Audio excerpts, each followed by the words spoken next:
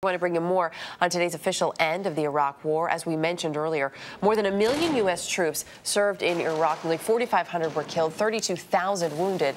And as President Obama declares the war over, a different kind of battle is just beginning for the troops who are coming home. Joining us now, Paul Rieckhoff, who's founder and executive director of Iraq and Afghanistan Veterans of America. Paul, always good to talk with you. Thanks for being with us this morning. My pleasure. Good morning. As you watch this, as you watch the events unfold this morning, the official handoff, what is it like for you to watch that? It's sobering. It's reflective.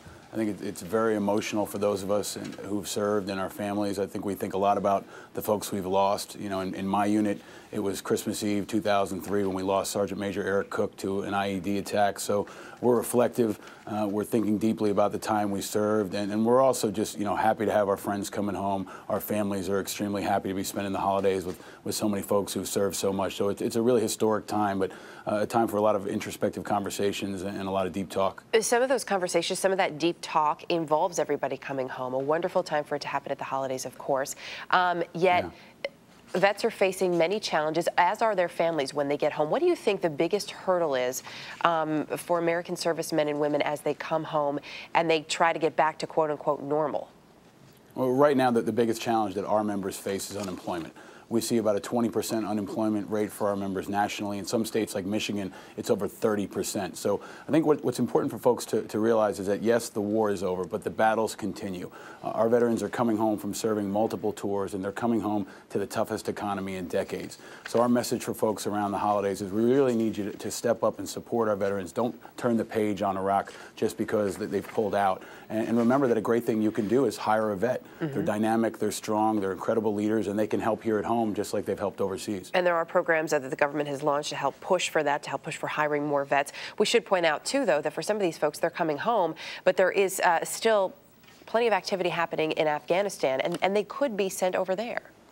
Yeah, that's a part of the new normal for our military folks. I mean, more than 1 million of them have served more than once. They continue to redeploy. And we're also extremely concerned about the rising suicide rate. Last month in the Army, there were over 29 active duty suicides just in the Army alone. So there's tremendous mental health stress. There's a real family stress that continues year over year, and that's not going to go away with this new announcement. The divorce rate is also one of the highest in more than 10 years, I read recently. As they come back, as vets come back and do try to re-assimilate, to get back into family life, what is the most difficult part there for them? I mean, what do they need when they come home?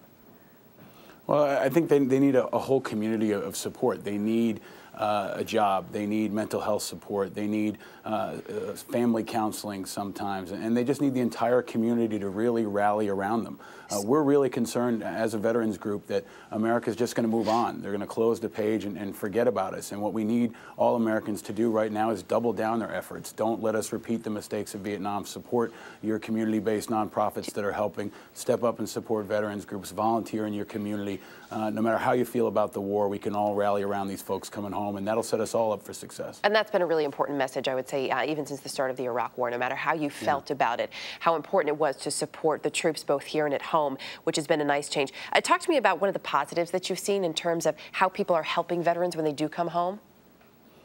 You know, I think we have turned the page on Vietnam in the respect that we've learned to separate the people from the policy. We have learned to separate the war from the warriors. What Vietnam vets came home to was so different than what we came home to, and that was a real national embarrassment. So I think we've turned that page, and now we see people supporting us in every way at the local level, and that's a good step forward. We've got to keep up that momentum, and we've got to try to make every day Veterans Day. That's our goal at IAVA, and I think that should be the goal for all Americans, not just around holiday times, but for the next few years as these struggles continue. A great sentiment. Make every day Veterans Day. Paul Rieckhoff, always a pleasure to have you with us. Thank you.